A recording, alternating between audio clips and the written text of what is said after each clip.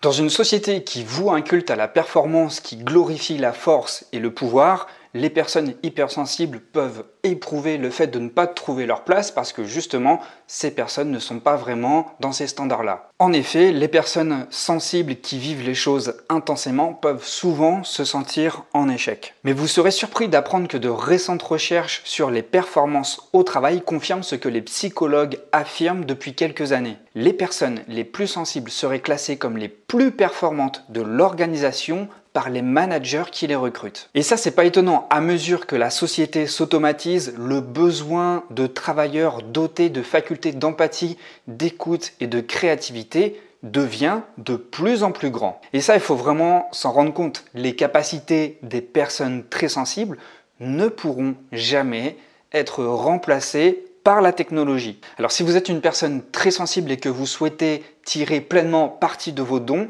voici 4 façons d'utiliser votre sensibilité comme votre plus grande force sur votre lieu de travail. 1. Cultivez la confiance en vos capacités de communication. Ça, vous le savez, la plupart des personnes sensibles affichent des compétences rares en termes d'intelligence émotionnelle. Cette intelligence émotionnelle permet de comprendre les émotions non seulement chez soi, mais aussi chez les autres. Vous avez donc une conscience de soi plus accrue et une conscience sociale des autres très aiguisée. Donc, votre hyperconscience des émotions et des ressentis vous amène à pouvoir apporter de l'aide aux personnes en difficulté ou à être en mesure vous-même de demander de l'aide parce que vous savez parfaitement verbaliser, exprimer ce qui ne va pas chez vous. Et puis, il ne faut pas oublier aussi que lorsqu'on est hypersensible, on éprouve des émotions très fortes et donc on peut s'en servir pour créer des messages beaucoup plus impactants. On peut se servir de ce fort ressenti, de tout ce bouillon émotionnel pour rendre ce message plus impactant, pour le rendre plus humain, pour le rendre plus parlant. Et en donnant du volume, en donnant de l'épaisseur, en donnant du relief à son message, bien évidemment, il est beaucoup plus écouté car beaucoup moins lisse qu'un message lambda. Et en plus de convaincre les personnes autour de vous grâce à la puissance véhémente de votre capacité d'expression, vous êtes également en mesure de comprendre les émotions et les besoins des autres grâce à votre radar émotionnel. Vous êtes capable de détecter les petites subtilités, c'est-à-dire la posture de la personne qui est en face de vous, le ton de sa voix, les gestes de ses mains, l'orientation de ses yeux. Tout ça vous indique intuitivement sans avoir des connaissances précises en communication non verbale, mais vous avez un ressenti, vous avez un ensemble d'informations qui vous permet de vous faire une idée de ce que la personne peut ressentir en face de vous. Ça vous permet, vous, d'adapter votre communication et de mieux cerner, de mieux comprendre les besoins de la personne en face de vous. Donc, vous êtes hypersensible, vous n'avez pas que des difficultés, vous avez aussi un énorme pouvoir qui est celui de pouvoir communiquer efficacement. La deuxième force, c'est que vous êtes capable de briller dans le travail d'équipe. Alors, je sais ce que vous allez me dire, lorsqu'on est hypersensible, on préfère travailler tout seul. Et c'est vrai, on a une nature plutôt introspective. Et c'est vrai que le travail en équipe peut être vite surstimulant. Il peut y avoir beaucoup de bruit, il peut y avoir plein de stimuli à la fois, ce qui peut nous perturber complètement. Il peut y avoir des tas de choses, trop d'interactions, trop de lumière, trop d'affaires, trop de choses en tout cas. Ça peut vraiment nous embrouiller complètement. Mais lorsqu'il y a des problématiques complexes qui demandent à réfléchir sur les multiples facettes d'une décision, mais aussi qui demandent à réfléchir sur comment vont réagir les gens par rapport à un changement de politique dans tous les services d'une entreprise par exemple, vous avez une place qui peut être très importante car vous êtes capable d'envisager un problème et de pouvoir réfléchir sur ce problème sous différents angles. Donc vous êtes capable de vous décentrer de votre poste dans l'entreprise et d'envisager le point de vue de chaque personne par rapport à ce problème, en fonction de la tâche qu'elle a dans cette entreprise.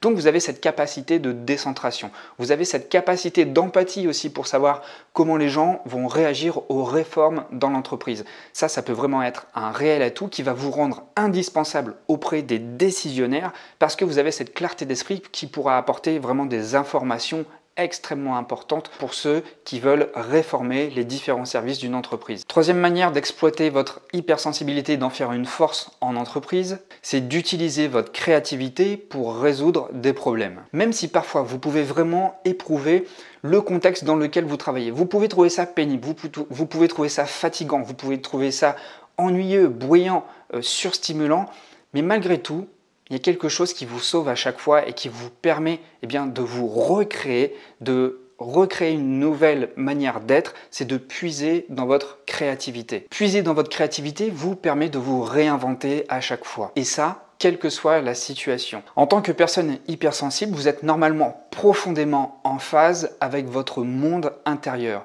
Et dans ce monde intérieur, vous allez souvent puiser de nouvelles solutions. Et vous pouvez donc développer une vision claire des choses que la plupart de vos collègues n'ont pas. Pourquoi? Parce que vous savez puiser l'information au-dedans et vous avez vraiment compris que les solutions se ne trouvent pas toujours dehors, mais qu'il faut faire toujours cette gymnastique d'aller-retour entre le dedans et le dehors, toujours savoir analyser tous les éléments qu'il y a en soi et comment pouvoir les appliquer à l'extérieur. Si ce n'est pas encore le cas pour vous, sachez vraiment qu'une fois que vous vous sentirez à l'aise avec votre créativité, le monde se bousculera pour aller chercher des conseils, pour aller chercher des solutions, car vous êtes quelque part celui qui a la baguette magique dans l'établissement dans lequel vous travaillez. Et la quatrième force, c'est de savoir se préparer, savoir anticiper les situations stimulantes. Alors vous le savez parfaitement qu'en cas de situation hyper stimulante, on est vite perdu, on est vite embrouillé et on perd tout de suite nos moyens. Par exemple, imaginez-vous en réunion, vous n'aviez rien préparé de spécial et puis votre boss vous dit de prendre la parole sur un truc que vous avez qu'à moitié travaillé, mais ce n'était pas prévu. À ce moment-là, vous pouvez vraiment avoir tout qui se mélange dans votre tête. Vous pouvez vraiment avoir un excès de stress et vraiment perdre vos moyens. Comme vous avez rencontré probablement ce genre de situation inattendue qui vous a fait perdre vos moyens parce que vous n'avez pas réussi à préparer les choses comme vous le deviez, vous êtes de nature plutôt prévenante et vous avez tendance en général à anticiper ce qui peut se passer. Par conséquent, vous pouvez avoir, en plus de votre intelligence émotionnelle, une intelligence plutôt cartésienne, plutôt rationnelle, qui vous permet d'avoir un regard carré aussi sur les choses, d'avoir un regard qui anticipe. Vous savez organiser vos affaires, vous savez organiser vos objectifs, vous savez organiser vos projets. Et ça, pour vous, c'est essentiel afin de garder la tête froide, quelles que soient les circonstances. Quelles que soient les circonstances, quels que soient les événements inattendus qui peuvent se passer et vous faire perdre vos moyens, vous savez avoir une position stable parce que vous avez tout préparé autour de vous. Donc comme je l'ai dit, c'est un atout en plus de votre intelligence émotionnelle, c'est-à-dire que en plus de pouvoir être intuitif, à l'écoute, vous savez également avoir un regard rationnel sur les choses et savoir tout anticiper à l'avance. Donc par exemple, si vous connaissez le planning des réunions à l'avance, vous allez anticiper tous les dossiers qui vont être nécessaires à cette réunion afin de manquer de rien le jour J de la réunion et d'avoir tous les dossiers en tête. Alors ce côté-là, c'est peut-être pas le cas de tous les hypersensibles. Moi, je l'ai mis par expérience parce que j'ai vécu trop d'événements vraiment traumatisants où j'ai vraiment culpabilisé du fait de perdre mes moyens parce que je ne me sentais pas suffisamment préparé. Du coup, maintenant, je ne me pose plus la question.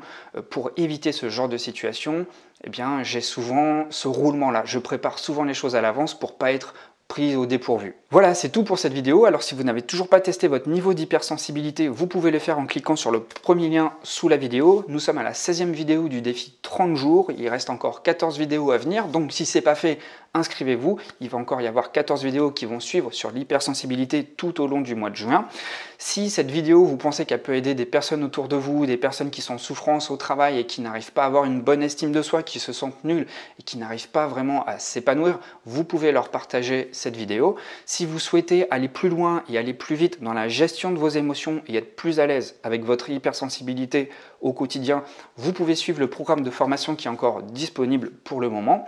Et puis, si vous souhaitez échanger avec moi, n'hésitez pas, les commentaires sont faits pour ça. Il y a déjà plusieurs personnes qui ont l'habitude de commenter quotidiennement les vidéos. Je vous remercie beaucoup d'ailleurs pour le soutien et pour l'émulation que vous apportez à ces vidéos. Donc voilà, si vous souhaitez me partager des difficultés, prenez ce réflexe de me partager tout ça dans les commentaires. Je me fais toujours un plaisir de vous répondre et en général dans la journée. Donc je vous remercie beaucoup d'être resté jusque-là. Vous voyez, être hypersensible, ce n'est pas qu'une calamité, ça peut être énormément de levier d'épanouissement, surtout en entreprise. Donc n'oubliez pas vraiment que même si on est dans une technologie qui accélère le monde vers une société qui s'automatise à vitesse grand V et qu'on a l'impression qu'il n'y a plus de rapport humain, au final, on aura toujours besoin de personnes comme vous. Les personnes comme vous seront toujours nécessaires car on a toujours besoin d'écoute, on a toujours besoin d'empathie, on a toujours besoin de solutions, on a toujours besoin de créativité pour réinventer le monde.